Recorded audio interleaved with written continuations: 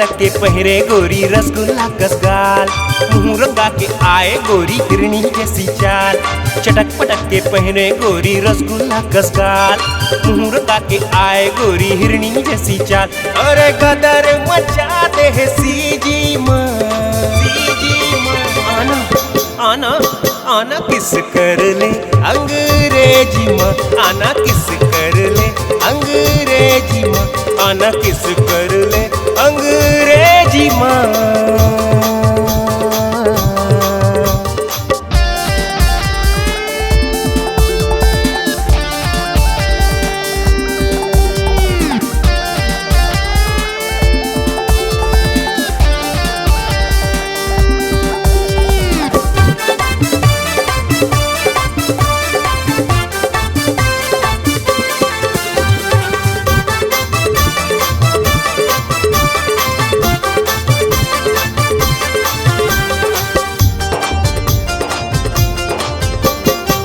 छत्तीसगढ़ ही style बना ले तब मजा आई हो, तब मजा आई हो। बड़ नट खट है मोर दीवाना, कई के तय गोठिया बेबो, संगी मन लबता बेबो। चढ़िए मैया के नशा रानी देना तय उतार, धीरे धीरे स्लोली स्लोली हो जाबे तैयार।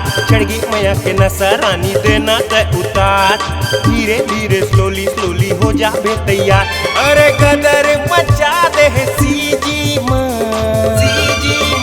आना आना आना किस कर ले अंग्रेजी माँ, आना किस कर ले अंग्रेजी माँ, आना किस कर ले अंग्रेजी माँ।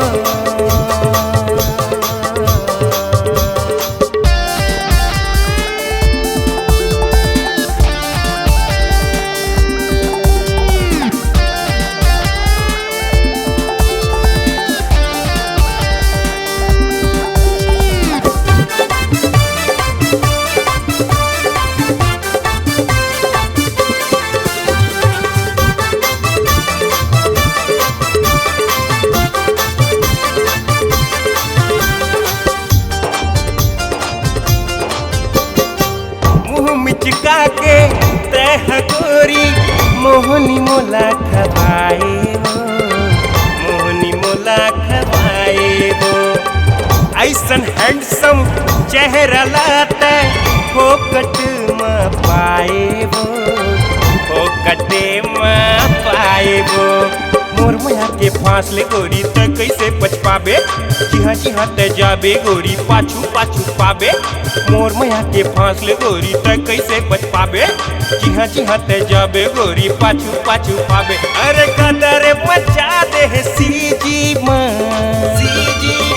आना आना आना किस कर ले अंग्रेजी माँ, आना किस कर ले अंग्रेजी माँ, आना किस कर ले अंग्रेजी माँ, आना किस कर ले अंग्रेजी माँ। चटक मटक के पहरे गोरी रसगुल्ला कस गाल, मुँह रंगा के आए गोरी हिरनी जैसी चाल।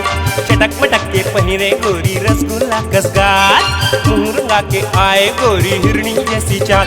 अरे गदर मचा दे सीजी माँ, आना आना आना किस कर ले अंग्रेजी माँ, आना किस कर ले अंग्रेजी माँ, आना किस कर ले अंग्रेजी माँ।